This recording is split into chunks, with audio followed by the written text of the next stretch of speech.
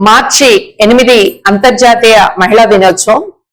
మన దేశంలో మాత్రమే కాదు, ప్రపంచంలో అన్ని దేశాలు, అన్ని జాతులు, అన్ని కులాలు, అన్ని మతాలు జరుపుకునేటటువంటి ఒక విస్తారమైనటువంటి మహత్తరమైనటువంటి మహిళల ఉత్సవం మాత్రమే కాదు, ఇది ఒక దీక్షా దినం కూడా. 1910లో మొదటిసారిగా కోపెన్హేగన్ లో ఆనాటి ప్రముఖ సోషలిస్ట్ నాయకురాలు క్లారా జెట్కిన్, రోజా లగ్జంబర్గ్ల నాయకత్వంలో మహిళలకంటూ ఒక వేదిక ఉండాలి, మహిళా సమస్యల్ని ప్రత్యేకంగా చర్చించాలి, పరిష్కరించాలి, కార్మిక వర్గం యొక్క సమస్యలు పరిష్కారం అయినంతనే మహిళల సమస్యలు పరిష్కారం కావు, కాబట్టి ప్రత్యేక చర్చ వేదిక ఉండాలి అనేటటువంటి ఆలోచన నేపథ్యంలో 1910 నుండి మార్చి లో ఒక ఆదివారాన్ని, ఒక సెలవు దినాన్ని ఈ అంతర్జాతీయ మహిళా దినోత్సవంగా జరుపుకోవడం ప్రారంభమైంది. ఈ మార్చి 8 అనేటటువంటిది ప్రపంచంలో అనేక పరిణామాలకి కారణమైనటువంటి నేపథ్యాన్ని ఈరోజు మనం చూసినట్లయితే, మహిళల యొక్క సామాజిక పరిణామ క్రమంలో, సామాజిక మార్పుల్లో, సామాజిక అభివృద్ధిలో ఈరోజు ఐక్యరాజ్య సమితి సుస్థిర అభివృద్ధి ఏదైతే చెప్తా ఉందో, ఆ సుస్థిర అభివృద్ధిని సాధించడంలో మహిళల యొక్క పాత్ర ఎంత కీలకమైంది అనేది మనకు అర్థమవుతుంది. ప్రపంచవ్యాప్తంగా ప్రభావితం చూపినటువంటి సోవియట్ విప్లవం 1917లో జరిగినటువంటి విప్లవం మొదటిగా అక్టోబర్లో జరగలేదు, ఇది మార్చిలో జరిగింది. ఈ మార్చిలో జరిగినటువంటి విప్లవంలో ఆనాటి రాచరికంగా ఉన్నటువంటి రాజుని జార్జ్ చక్రవర్తిని కూలదోసి కెరెన్స్కీని అధికారంలోకి తీసుకురావడం జరిగింది. దీనికి అంకురార్పణ మార్చి 8 ప్రదర్శన.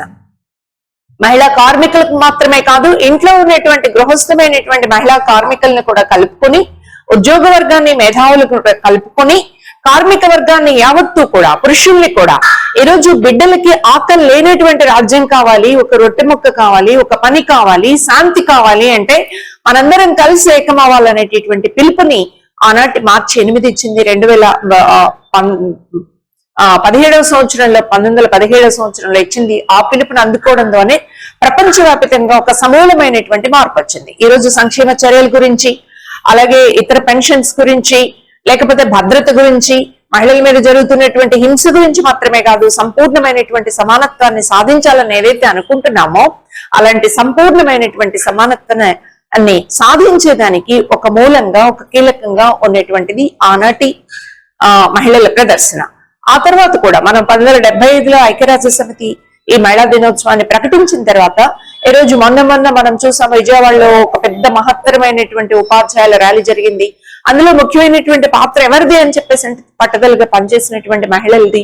అలాగే ఈ రాష్ట్రంలోనూ ఉభయ రాష్ట్రాలు మనం ఐక్యంగా ఉన్నప్పుడు కూడా జరిగినటువంటి అంగన్వాడీ మహిళల యొక్క ఉద్యమాన్ని మనం చూసినట్లయితే, గుర్రాలు పెట్టి తొక్కిస్తున్నా కూడా కదలకుండా ప్రభుత్వాన్ని నిలదీసినటువంటి చరిత్ర ఉంది. అందువల్లే ఇవాళ వేల మంది శ్రామిక మహిళలు పనిచేస్తుంటే వాళ్ళని తీసేయడానికి సిద్ధపడినటువంటి పరిస్థితి, తీసేయడం కష్టమైనటువంటి పరిస్థితిని మనం చూస్తున్నాం. అంటే వాళ్ళది ఉద్యోగం కాదు, వాలంటీర్స్ ఎప్పుడు ఇష్టమైతే అప్పుడు తీసేయచ్చు అనుకున్నటువంటి ప్రభుత్వాన్ని నిలవేసినటువంటి చరిత్ర మహిళలది. ఈ రోజు కాంట్రాక్ట్, అవుట్ సోర్సింగ్, ఇతర ఉద్యోగాల్లో కానీ, అసలు నిత్యం రోజువారీ పొలాల్లో పనిచేస్తున్నటువంటి రైతాంగ మహిళలు కానీ, వీళ్ళందరూ కూడా వాళ్ళ హక్కుల్ని సాధించుకోవడం మాత్రమే కాదు, సమాజంలో మహిళల మీద ఒక ప్రీతి ఆత్మహత్య చేసుకుంది, అలాగే ఒక ప్రసన్న చంపివేయబడింది. ఇలాంటి అనేక మందిని మనం చూడొచ్చు. ఈ హింస తగ్గాలి అని చెప్పేసన్నా ఆడ మగ ఒకటే అనేటటువంటిది, ఎవరికి ఉండే వాళ్ళ ఇష్టాలు ఉంటాయి. మనం ఎవరిని కూడా దుర్వ్యాఖ్యానం చేయకూడదు, ఎవరి మీద కూడా పెత్తనం చేయకూడదు. నాకు దక్కకపోతే నేను చంపేస్తాను, నేను చెప్పింది వినకపోతే చంపేస్తాను అనేటటువంటి ధోరణులు మారాలి అని చెప్పేసి అన్నా కూడా సమానత్వం కోసం మనం నిలబడాల్సిన అవసరం ఉంది. సో మార్చి 1 నుంచి 10 వరకు అన్ని సంఘాలు కలిపి మార్చి 8ని జరుపుతూ ఉన్నాయి.